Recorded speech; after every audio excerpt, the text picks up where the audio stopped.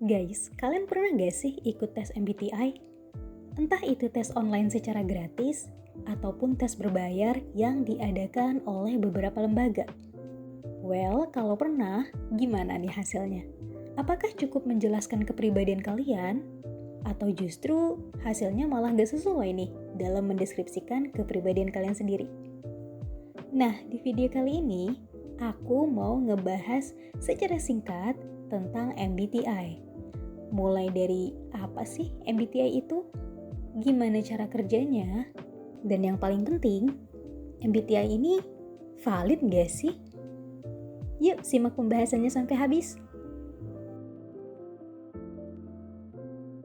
MBTI atau Myers-Briggs Type Indicator adalah sebuah tes kepribadian yang cukup populer. Tes ini membagi manusia menjadi 16 tipe kepribadian. Tes ini dikembangkan oleh seorang ibu dan anak yang bernama Catherine Briggs dan Isabel Briggs Myers. Dan pertama kali diperkenalkan pada tahun 1943.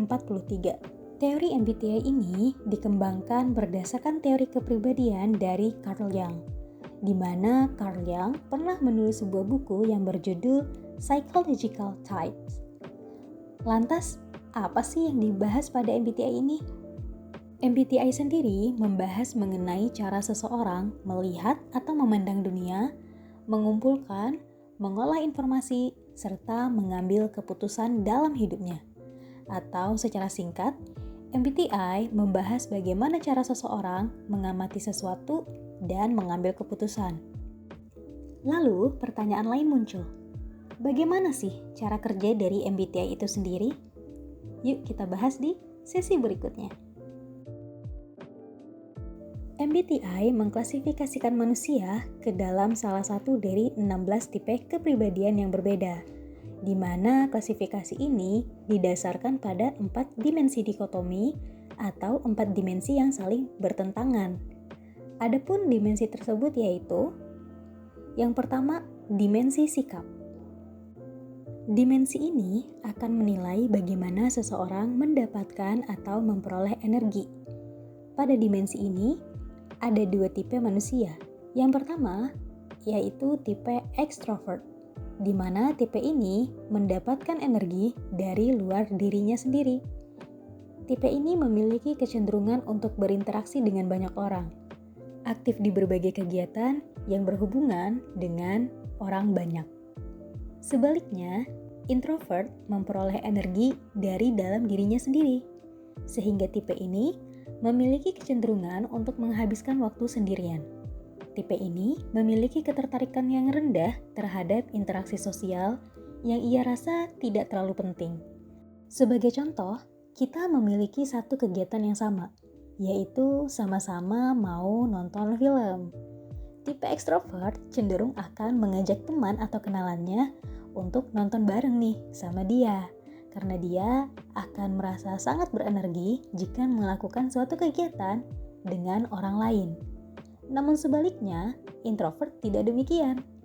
Introvert akan memilih melakukan kegiatan menonton film tersebut sendirian, dan justru ia akan merasa terganggu saat ada orang lain yang tiba-tiba datang mengajaknya menonton film tersebut.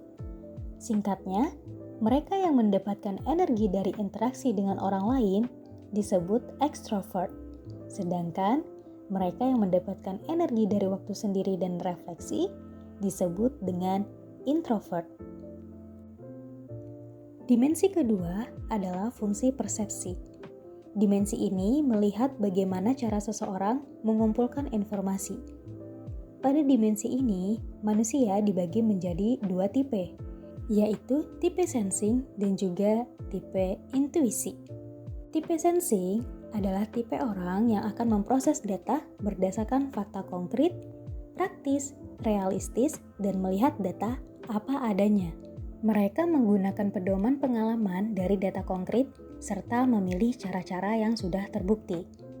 Tipe sensing cenderung berfokus pada masa kini, dan tipe ini suka dengan langkah-langkah yang jelas serta pragmatis dalam menyelesaikan masalah.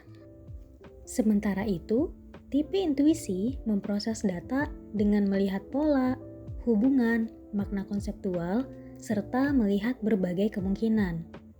Orang dengan tipe intuisi lebih suka melihat gambaran besar dan meramalkan apa yang bisa terjadi di masa depan.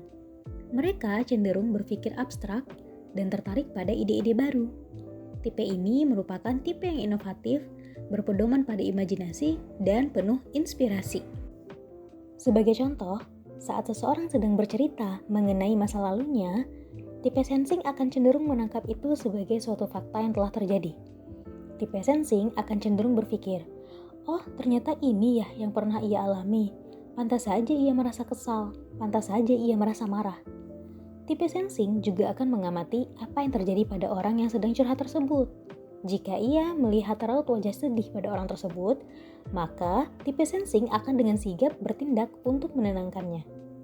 Di sisi lain, intuisi tidak dapat bergerak secepat sensing. Intuisi akan memproses dan mencari makna dari cerita yang disampaikan orang tersebut. Intuisi akan berpikir, kenapa ya dia mau menceritakan ini sama aku? Apa ya tujuannya? Ia akan berusaha mencari makna maupun pola. Bahkan, tipe intuisi juga akan memprediksi hubungan masa lalu orang tersebut dengan tindakannya saat ini dan bagaimana itu semua akan mempengaruhi tindakan orang tersebut di masa depan. Secara singkat, tipe sensing adalah tipe orang yang cenderung mengumpulkan fakta konkret dan detail. Sementara mereka yang lebih suka fokus pada konsep dan ide abstrak merupakan tipe intuitif. Selanjutnya, dimensi yang ketiga, yaitu fungsi penilaian.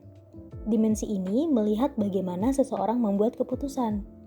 Dimensi ini membagi manusia menjadi dua tipe, yaitu tipe thinking dan tipe feeling. Thinking mengacu pada individu yang cenderung menggunakan logika dan analisis untuk membuat keputusan. Mereka fokus pada tugas dan tujuan. Terkadang mereka terlihat kaku dan teguh pendirian. Tipe ini konsisten dalam menerapkan prinsip-prinsipnya. Tipe ini bahkan dengan sukarela menekan perasaannya sendiri jika ia rasa hal tersebut harus dilakukan. Di sisi lain, kita mengenal tipe feeling. Tipe feeling mengacu pada individu yang mempertimbangkan perasaan, empati, dan nilai-nilai saat membuat keputusan. Mereka lebih memperhatikan hubungan dan cenderung subjektif. Tipe feeling sering terlihat memihak, memiliki empati, dan mengutamakan harmoni. Tipe ini bahkan mau mengalah jika ia rasa itu sesuai dengan nilai-nilai yang dianut. Sebagai contoh, orang dengan tipe thinking tidak akan segan mengatakan suatu kebenaran, walaupun itu berarti dapat menyakiti perasaan orang lain maupun perasaan dia sendiri. Berbeda dengan feeling, tipe ini akan memikirkan bagaimana dampak dari ucapan tersebut untuk perasaan orang lain, perasaannya sendiri, dan dalam hubungan bersosial ia dengan orang tersebut. Tak jarang, tipe ini akan memendam semua fakta pahit sendirian, hanya karena ia tidak ingin merusak perasaan ataupun hubungan dengan orang lain.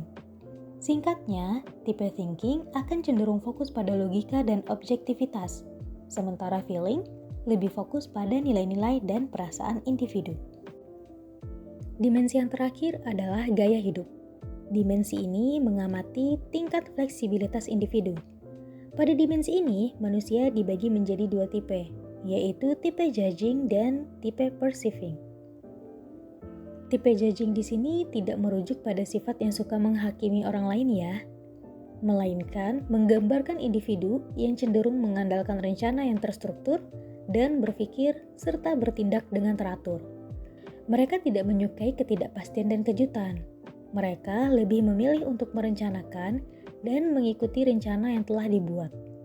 Orang dengan dimensi judging terampil dalam penjadwalan dan membuat struktur langkah demi langkah.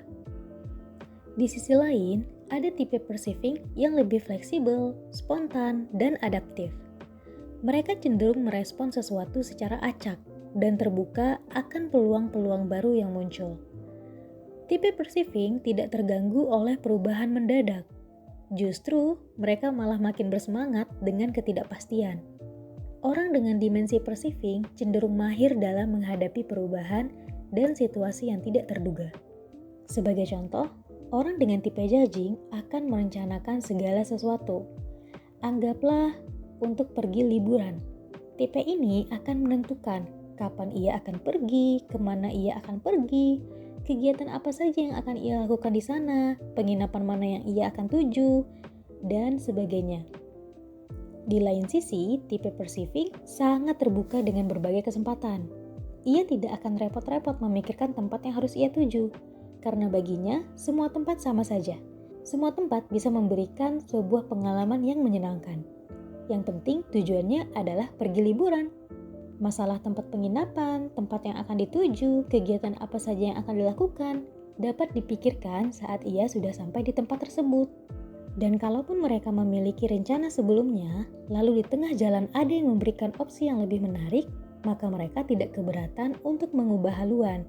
Karena yang terpenting bagi mereka mendapatkan pengalaman baru yang lebih mengasyikkan, walaupun itu artinya harus mengubah rencana awal. Cukup berbeda dengan tipe judging ya. Secara singkat, orang dengan preferensi penilaian judging cenderung lebih terstruktur dan terorganisir. Sementara mereka yang perceiving itu lebih terbuka dan fleksibel. Kita semua memiliki semua dimensi ini. Namun, MBTI membagi mereka berdasarkan fungsi yang paling dominan untuk kita gunakan. Kombinasi dari dimensi tersebut akan mengelompokkan manusia menjadi 16 tipe kepribadian yang berbeda-beda. Ada ISFJ, ESFJ, SFP, INFP, dan sebagainya. Setiap tipe memiliki deskripsi khusus yang mencerminkan cara orang tersebut berinteraksi dengan dunia, merespon informasi, dan membuat keputusan. Lalu pertanyaan selanjutnya muncul, apakah MBTI itu akurat? Sebagai tes kepribadian, tentunya MBTI tak lepas dari yang namanya kritik. MBTI dianggap tidak ilmiah. Beberapa ahli bahkan meragukan validitas dan reliabilitas MBTI sebagai instrumen pengukur kepribadian manusia. Hasil tes yang cenderung berubah-ubah menjadi kritik keras bagi tes MBTI. Profesor Psikologi Universitas Marshall, Dr. David J. Pittenger, berpendapat bahwa masih ada kekurangan dan keterbatasan dalam MBTI.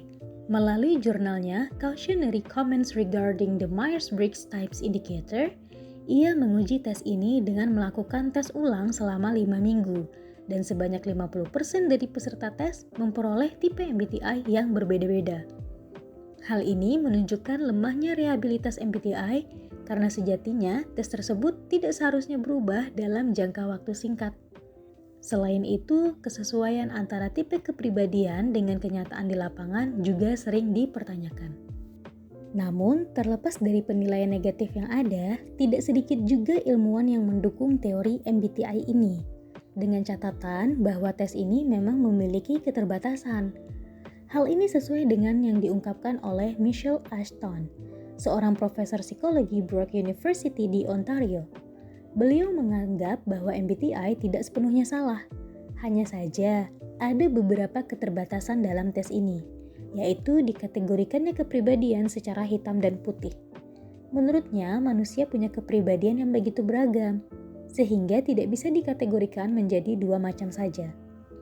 Di sisi lain, Aqualus M. Gordon mengatakan bahwa MBTI termasuk valid dan akurat dalam menentukan kepribadian seseorang.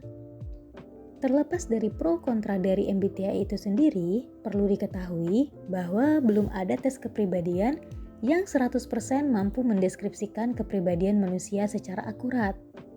Kompleksitas kepribadian manusia yang tak terbataslah yang membuat manusia menjadi unik dan tidak sama antar individu.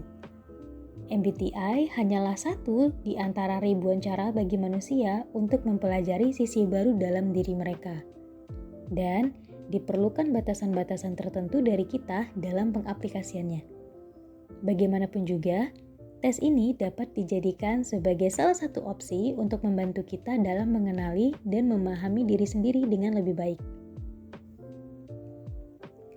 Nah, itu dia penjelasan singkat tentang MBTI. MBTI sendiri memiliki pembahasan yang lebih dalam lagi daripada video singkat seperti ini. Jika ada informasi yang keliru, mohon diperbaiki bersama ya. Kalau kamu punya informasi tambahan lainnya, ataupun pertanyaan mengenai topik MBTI ini, feel free untuk tuliskan aja di kolom komentar ya. Kita bisa berdiskusi mengenai topik ini. Well, sekian video kali ini. Semoga video ini bermanfaat ya. Jangan lupa like, komen, dan subscribe channel ini untuk video-video menarik lainnya. Sampai jumpa di video berikutnya. Bye-bye.